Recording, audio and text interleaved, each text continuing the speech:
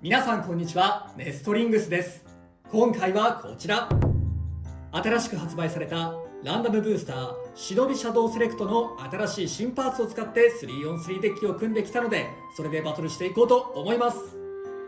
今回は私野水航とつぶやきさん太郎で対戦していきます。よろしくお願いします。お願いします。それではやっていきましょう。行きましょう。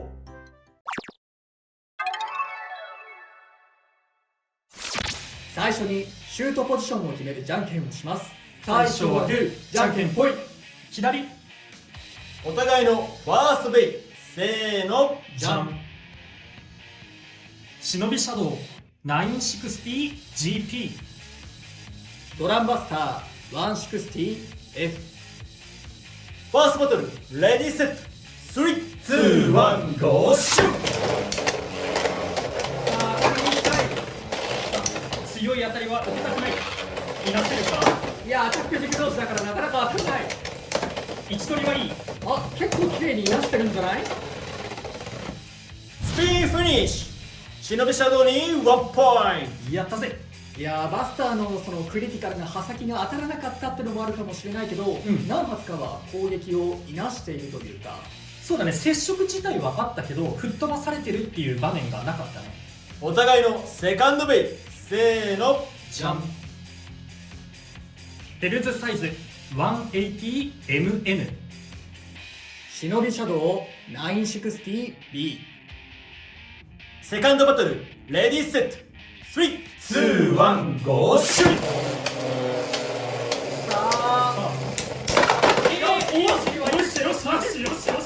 いやー、よくやったよくやった。いや、綺麗に決まったんだけどな。こっからスタミナ勝ちしていけ。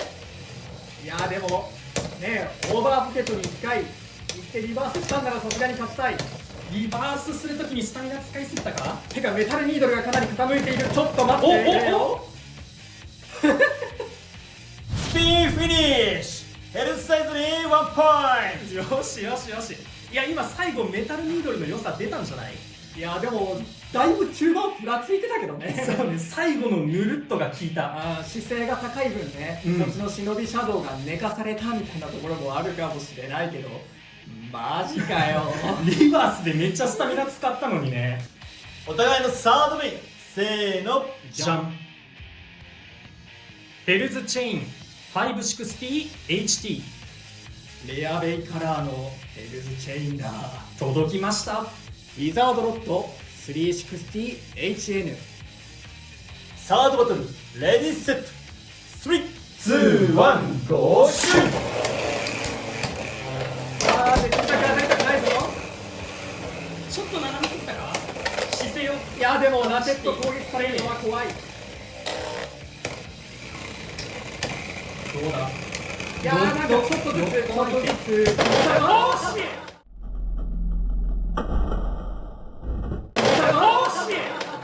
ファーストフィニッシュ。ヘルズチェインに2ポイント。やったぜ。よってこの勝負はつぶやきさん太郎の勝利だ。今のバーストすごいな。まさかバーストするとは思ってはなかった。さっき対戦中はね、野水は斜めになってるからって言ってたけど、本当に起きるとは。いや綺麗にねラチェットガスガス当てられてたから、まあこれはバーストするでしょうと思ったらしたね。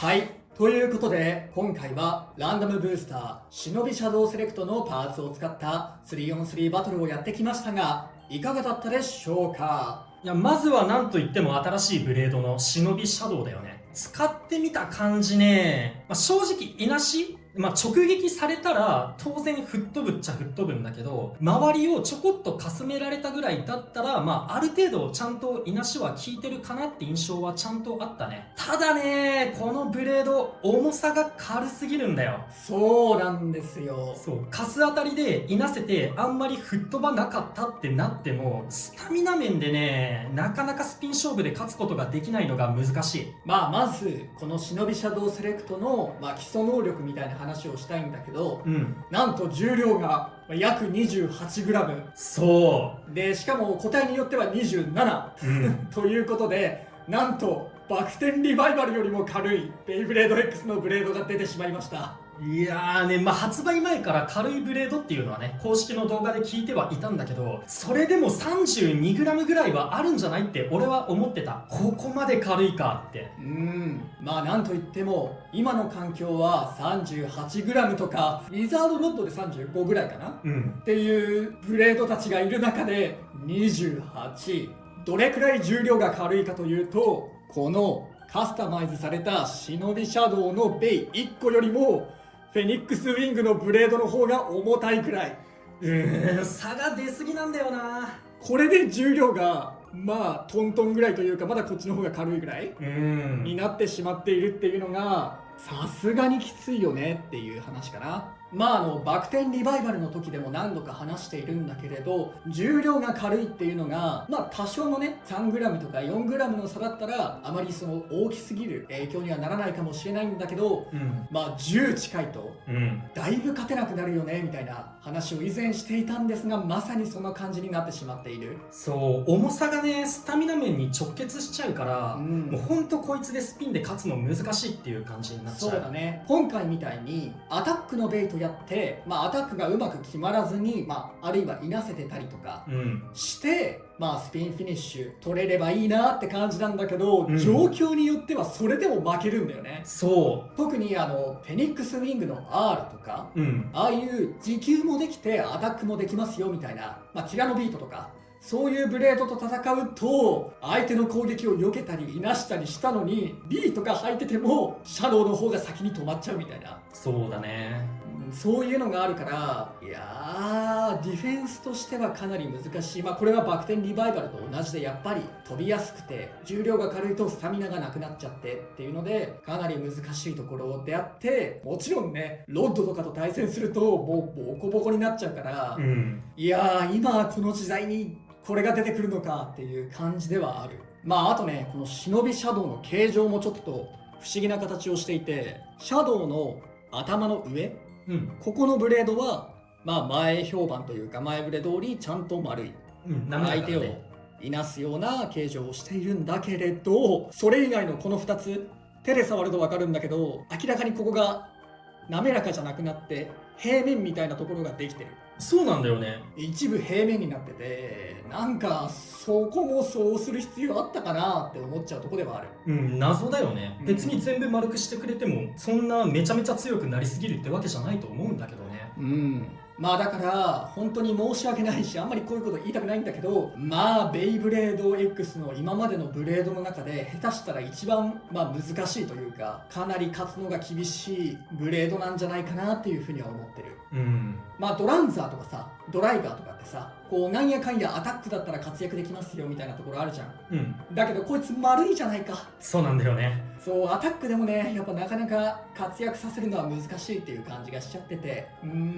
かなり難しいかなっていうのが今の印象ですね。やっぱりね重量差が厳しいなと思いました。で、今回ランダムセレクトっていうことでね、当てないとゲットできない新パーツに180のラチェットとメタルニードルがあって、ちょっと今回は俺しかゲットできなかったから、そのメタルニードルについての話をすると、まあメタルニードルはいいビットではあるね。ニードルとそんなに使用感が変わらなくって、ただちょっと重くなってる。ニードルがだいたいビットだけだと 2g ぐらいかなに対して、メタルニードルだと 2.6g ぐらいあって、プラスで 0.6g ぐらい重くなってるから、まあその分ちょっと重量も増すこともできるし、低重心になるから、まあ、ニードルを使ってるカスタマイズをメタルニードルに変えれば若干性能上がるかなっていう感じはする。同じような動き方で使えるし。ただね、そのニードルを使ってるカスタマイズっていうのが今あんまりないんだよね。そのスタミナ系で使おうとするとオーブとかボールの方が優秀かなっていう印象あるから、でそのオーブとかボールにとって変わるぐらい強いかって言われるとそこまでではないね。ニードルの代わりにはできるっていうぐらいの強さかな。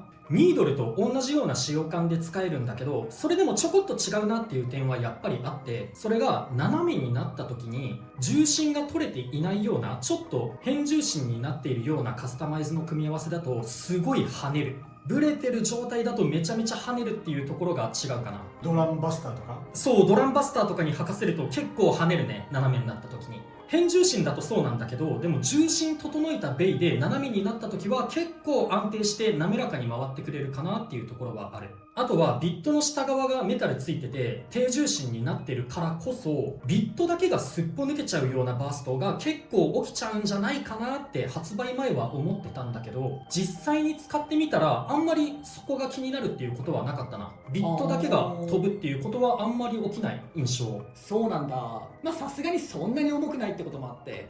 そんな言うほど影響はないって感じなんだね。そこあんまり気にしなくても大丈夫なぐらいかなっていう感じするね。あとはね、やっぱりメタルで先っぽが尖ってるから、これ結構スタジアムにダメージ与えるんじゃないっていう風に思ってて、指で触っても結構痛いよこれ。そう、先っぽまあニードルだからね、尖ってんだよね。これを結構上の方からシュートしたりとかねすると、スタジアムにどんどんダメージ蓄積してって穴開いたりしちゃうんじゃないかなって。まあさすがにね、穴が開くぐらいやるのはなかなかないかもしれないけど、結構ボコボコにはなりそうな感じするよね、これ高いとこから落としたりとか。あと最終的にこう真ん中で持久するから、その真ん中部分だけだんだんこいつがこうキリみたいに削ってってそこだけちょっとへこむみたいなありえるのはありえるから、もうちょっと丸い方がいいんじゃないかなとは思っちゃうねこれ。